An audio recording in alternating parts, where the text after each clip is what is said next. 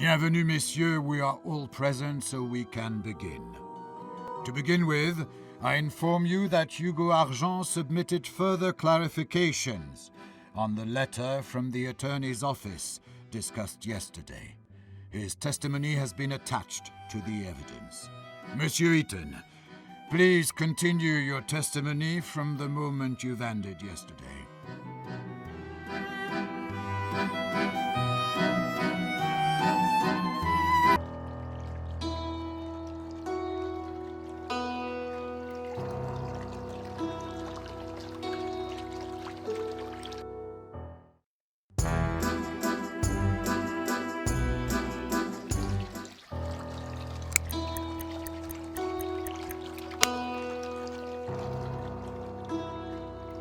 Then I opened the elevator grate.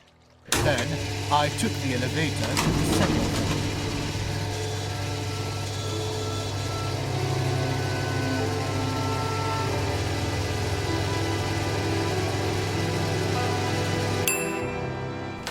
I opened the elevator grate.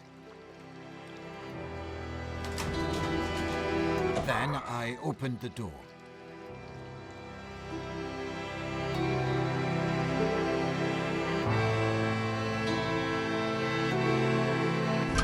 I opened the door and entered the room.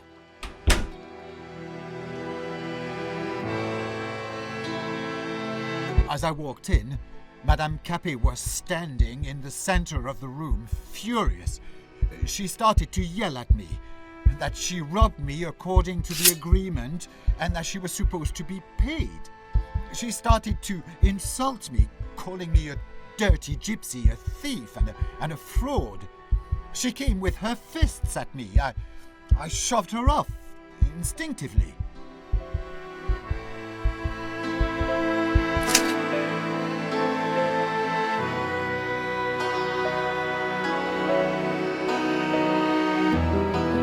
I did not know what to do. I escaped to the hallway. I didn't want to hurt her, and I did not do it. Monsieur Eaton, did you not want to regain your designs? You had been robbed. I don't even know what I wanted, Monsieur le Président. I was confused after the blow to the head, and I didn't think clearly. Well, please continue.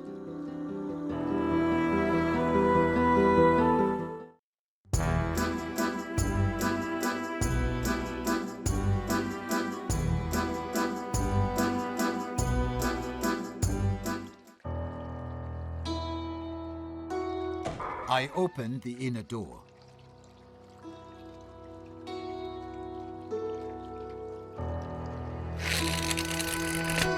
I read cultural announcements.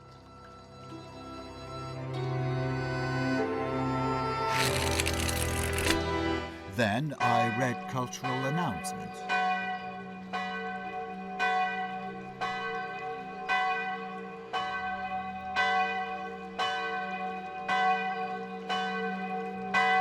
Then I opened the elevator grate. Then I took the elevator to the second floor.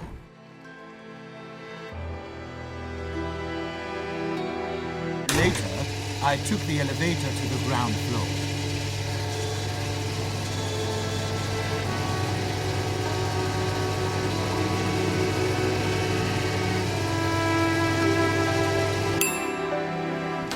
I opened the elevator grate.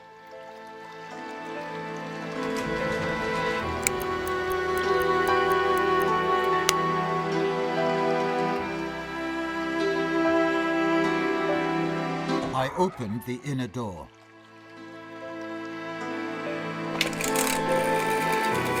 I spent a few minutes talking on the phone.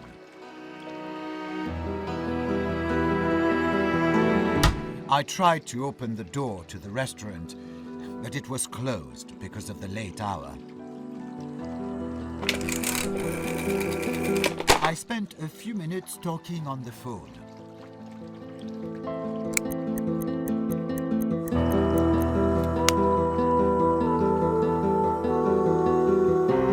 I opened the door and walked out into the street.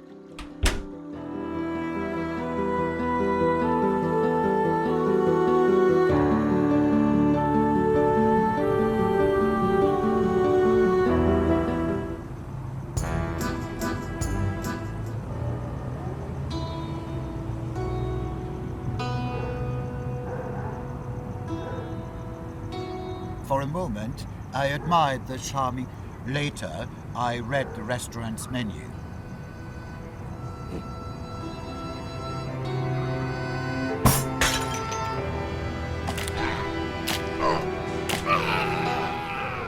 I entered the Café de Paris cafeteria.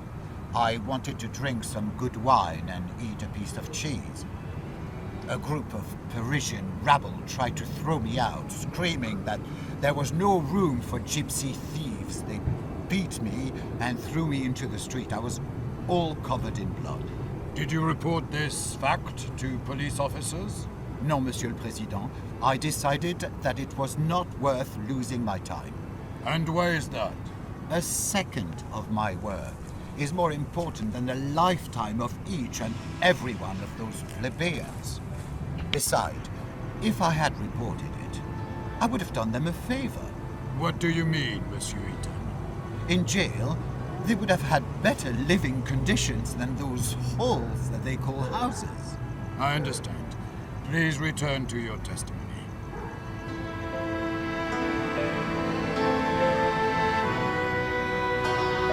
I opened the door and entered my building.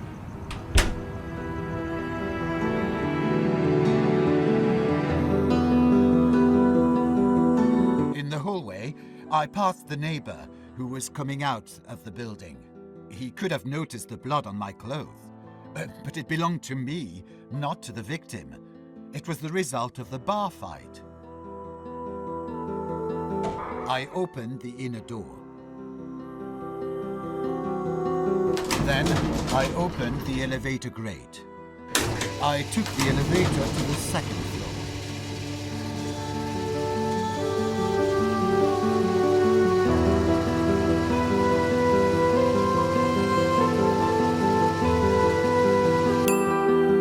Then I opened the elevator grate. Then I opened the door to my apartment and entered.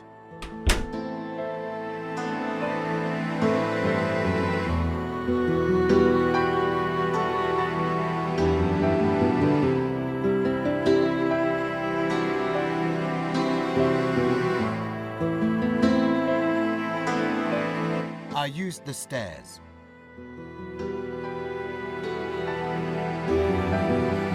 I opened the inner door. I changed into clean clothes.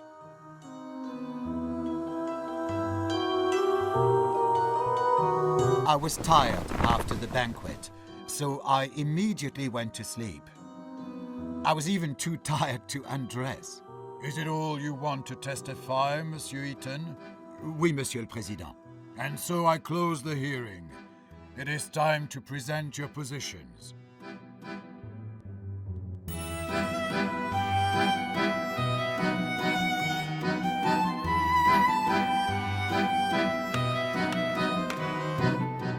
Monsieur le Président, the accused tried to trick himself off the responsibility.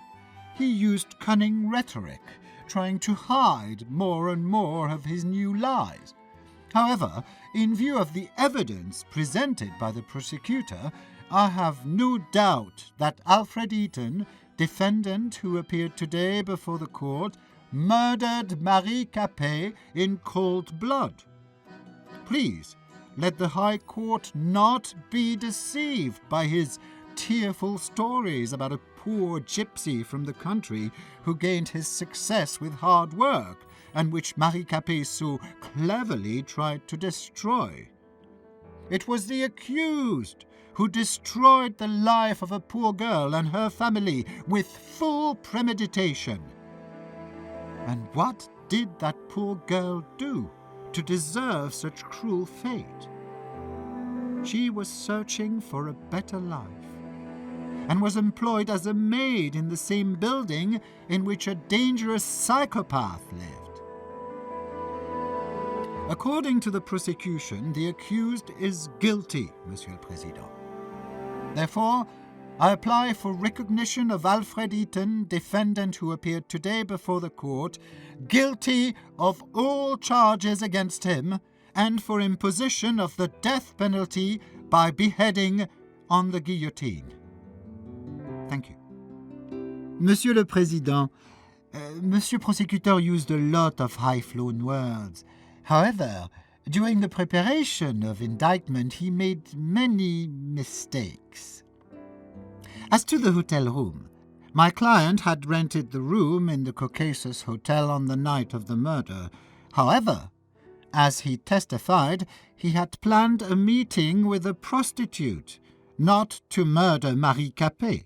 As to the alleged attempt to use the torture device on the victim, my client did not intend to use his interrogation device, which the prosecutor describes as a torture machine, neither on Marie Capet nor on anyone else. This is indicated by the letter sent by my client to the Ministère de la Justice with a proposal of a lawful use of the equipment to serve the law as well as society.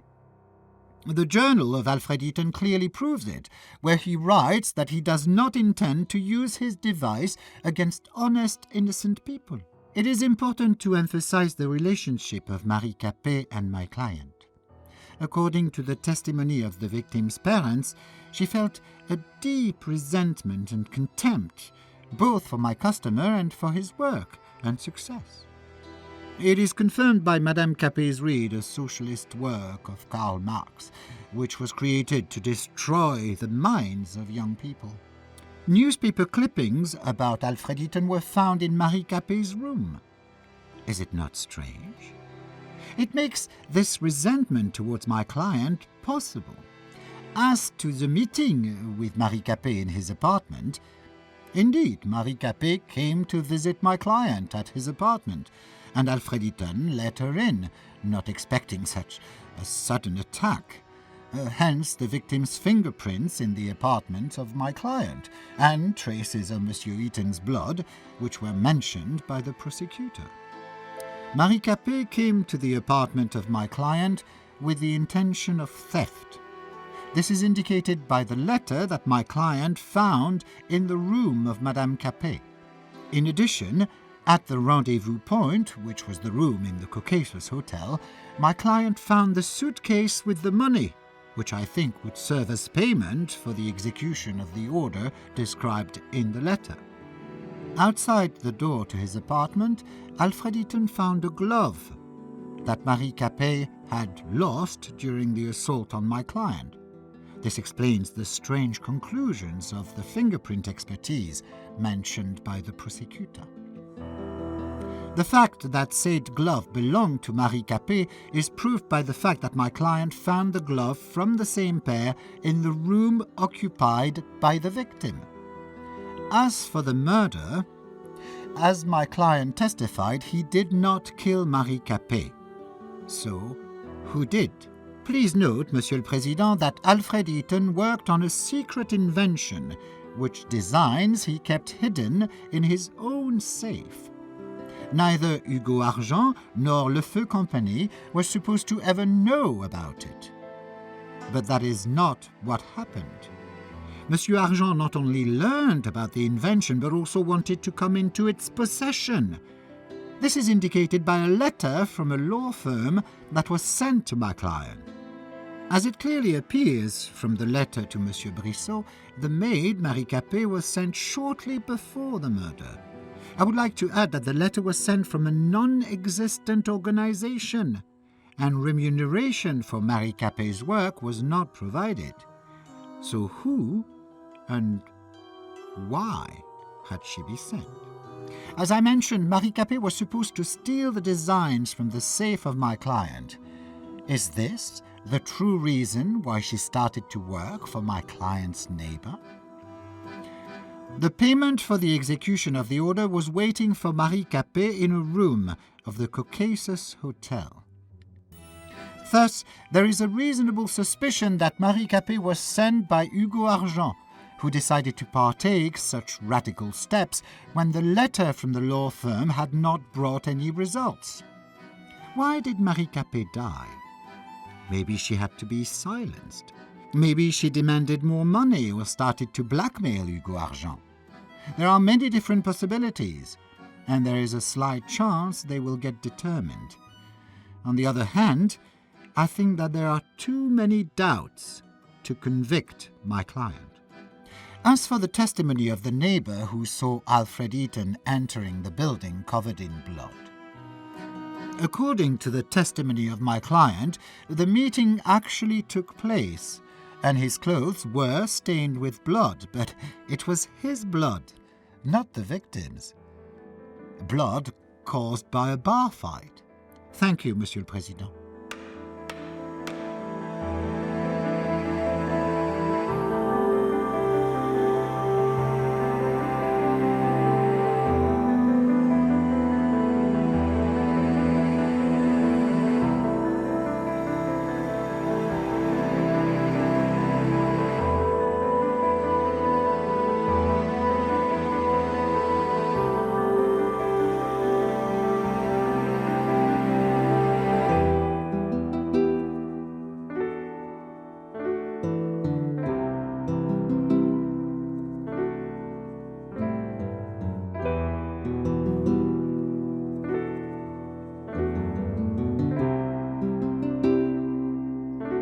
Monsieur Eaton, the French Gypsy Association wishes to send you support and condolences for the persecution caused by your gypsy origin.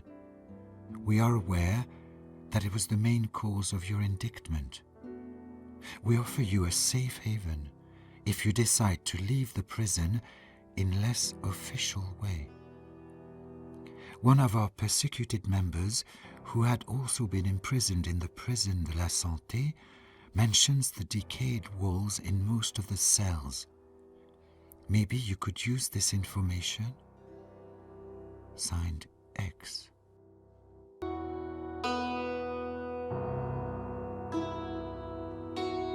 Cherki, your father and I are praying for you, and we believe that the court will be merciful. Maman et Papa. Postscriptum. Papa is sorry that it did not work as he had planned.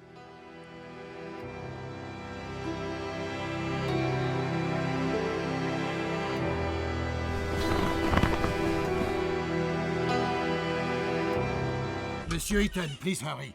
The court is ready to announce the verdict. The verdict on behalf of the République Française. The court, as present, hereby finds that Alfred Eaton, accused of murdering Marie Capet, is innocent. Due to the content of the verdict, the court repeals the detention order.